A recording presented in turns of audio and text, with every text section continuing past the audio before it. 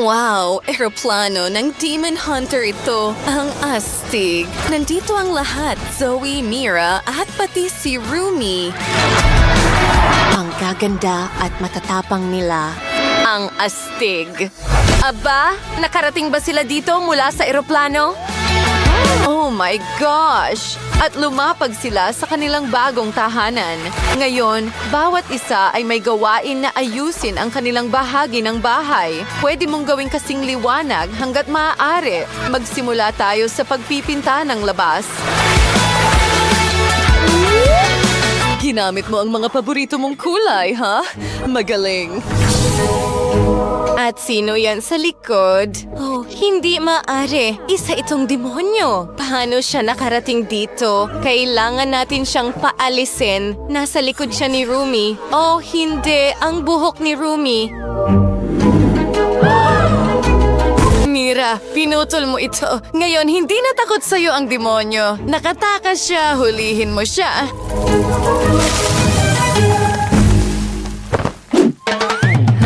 Ang buhok ko? Okay, alam ko kung paano ito ayusin. Nabalik ko na ang maganda kong buhok. Ang ganda talaga. Ginamit ko ang aking pigtail para sa dekorasyon. Ngayon, inaayos ang natitirang bahagi ng aking bahay. Ano sa tingin mo, Zoe?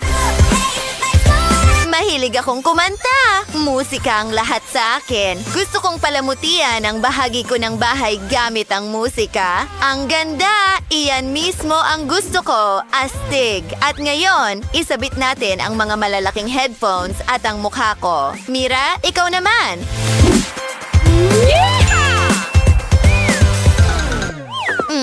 Hayaan mo akong mag-isip. Tama, may cool akong keychain. Isabit natin ito dito, pero mas malaking bersyon. Ngayon, nagdadagdag ng higit pang dekorasyon dito. Maganda. At ang mukha ko, syempre. Mga babae, sobrang excited ako. Papasok na ako. Kailangan ko ng kama. Magaling. At narito ang isang salamin. Ang ganda ko. Isang beanbag. Astig. Mayroon akong lugar para mag-relax, pero ano pa ang maaari kong idagdag? Alam ko, ang mga paborito kong sandata. Isabit natin ito sa dingding. At mga poster. Inaayos ang aking kama. Hindi ka panipaniwala. Isang mesa sa tabi ng kama at mas maraming dekorasyon. Maganda ito. Magdagdag pa tayo ng dekorasyon sa mga dingding. Maganda. At kailangan ko rin ng mga halaman. Umuhukay ng butas. At naglalagay ng binhi. Tingnan mo! Hindi mo na kailangan ng tubig! May puno na ako ngayon! Isang istante para sa mga paborito kong bagay. Maganda. Ano pa ang maaari kong idagdag? Tama. Ano ito, mga kaibigan? Ito ay talagang kamangha-mangha at isang ventilador, syempre. Kulang pa ng mga larawan. Punta tayo kay Mira.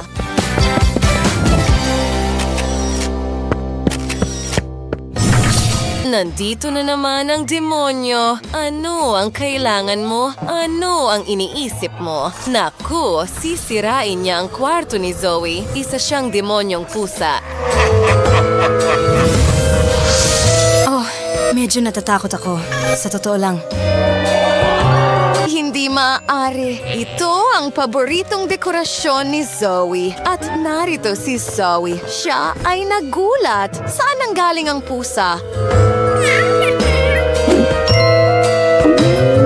Iyan ang demonyo. Ito ang mga kalokohan niya. Pero Pero nagpasya ang pusa na huwag mangbuli ng kahit sino. Umalis lang ito. Napakabuting alaga. Wala akong nakuha pero may magagandang litrato ako. Hayaan mong gupitin ko ang mga ito at gagawa ng garland. Ang ganda. Ngayon, ganap ng handa ang aking kwarto. Nandito na ang lahat ng mahal ko. Ang kwartong ito ay naging napaka-komportable. Tingnan mo lang ang lahat ng mga detalye. Parang natupad na pangarap. Alam mo ba, ipinagmamalaki ko ang sarili ko. Well, nagkakaroon ng kama dito. Mas maraming estante. Wow, maganda. Pero medyo walang laman pa rin. Tama. Magkakaroon ng headboard para sa kama. Maganda. Inaayos ang aking kama. Nagdadagdag ng mga unan at laruan. Susunod, palamutian ito ng pamaypay, maglagay ng mga poster, at ang mga paborito kong bagay sa mga istante. Ngayon, tiyak na handa na ang lahat. Napakaganda ng kinalabasan. Talagang gusto ko ito. Ang kwartong ito ay lubos na sumasalamin sa akin. Pero alam mo ba, napagod ako ng sobra. Kailangan kong magpalit ng pajama. Oh, hindi ako makapaniwala sa aking mga mata. Ang demonyo na naman. Anong klaseng maruming pakana ang naisip mo ngayon? Oh, hindi mo magagawa yan. Huwag mo nang isipin pa. Huwag mong sayangin ang oras mo. Sandali, ano ang ginagawa mo? Bakit? Bakit mo sinisira ang lahat? Ngayon ang mga poster.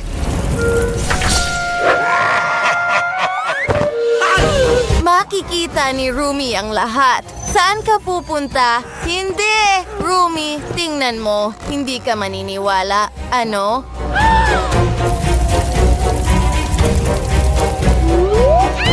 Bakit nasusunog ang puno?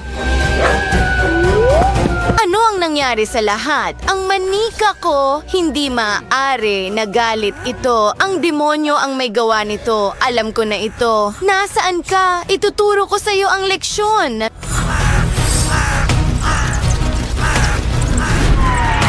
Sino ang mag-aayos nito?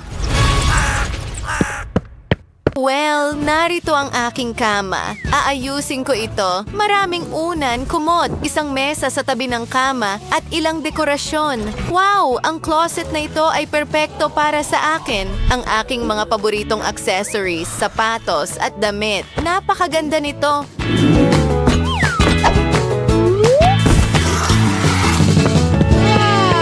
At ngayon, makinig tayo ng musika. Oo, gusto ko ito. Pwede akong sumayaw. Mga kaibigan, ang pagsasayaw ay isa sa mga paborito kong bagay sa mundo. At makinig sa musika. Sandali, bakit walang laman ang pader na ito? Hindi pwede yan. Lagyan natin ng dekorasyon gamit ang mga disc. Voila! Mas maganda na ito.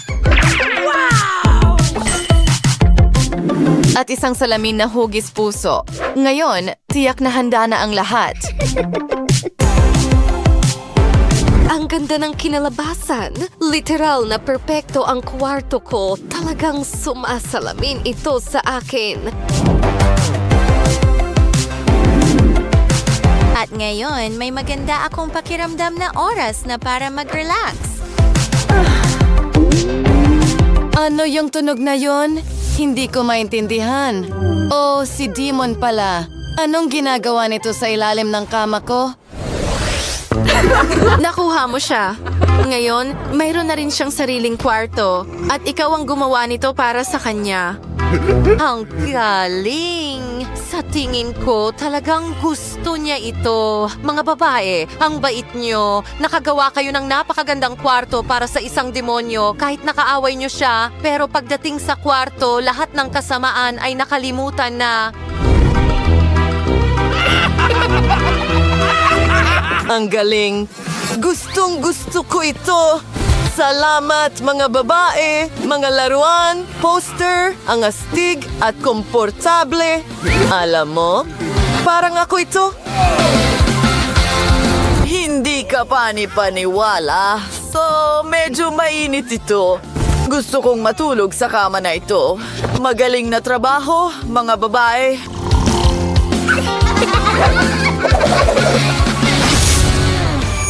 Mga kaibigan, siguraduhin i-like ang video na ito, mag-iwan ng komento sa ibaba at huwag kalimutang mag-subscribe sa aming channel.